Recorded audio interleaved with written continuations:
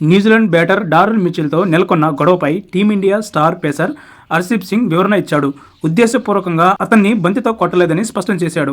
బంతిని వికెట్ వైపు విసిరితే అది స్వింగ్ అయ్యి అతనికి తగిలిందన్నాడు.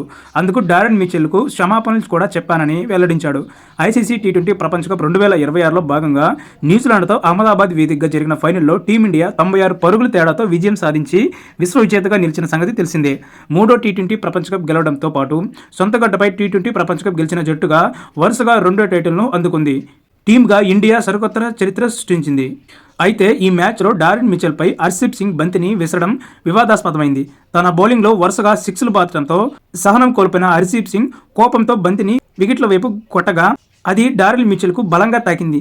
దాంతో అతను తీవ్ర ఆగ్రహానికి గురయ్యాడు. మైదానంలో చిన్నపాటి వాగ్వాదం చోటు చేసుకుంది. కెప్టెన్ సూర్యకుమార్ యాదవ్ జోక్యం చేసుకుని డారెన్ మిచెల్కు క్షమాపణలు చెప్పగా ఫీల్డ్ అంపైర్ హర్షదీప్ సింగ్ను మందలించాడు. ఆ ఓవర్ ముగిసిన వెంటనే డారెన్ మిచెల్కు హర్షదీప్ సింగ్ క్షమాపణ కూడా చెప్పాడు.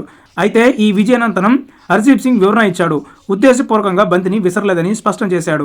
డారెన్ మిచెల్కు నేను క్షమాపణ కూడా చెప్పాను. నేను బంతిని విసిరినప్పుడు అది రివర్స్ స్వింగ్ అయ్యి అతనికి తగిలింది. ఉద్దేశపూర్వకంగా అతని వైపుకి బంతిని విసరలేదు. ప్రస్తుతం ఈ విజయం చాలా గొప్పగా అనిపిస్తుంది.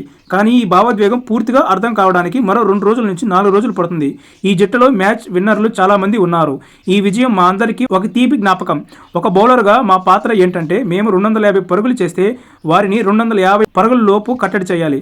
ఒకవేళ మొదటి బౌలింగ్ చేస్తే వారిని వీలైనంత తక్కువ స్కోరుకి పరిమితం చేయాలి అని విజయంపై హర్షదీప్ సింగ్ సంతోషం వ్యక్తం చేశాడు.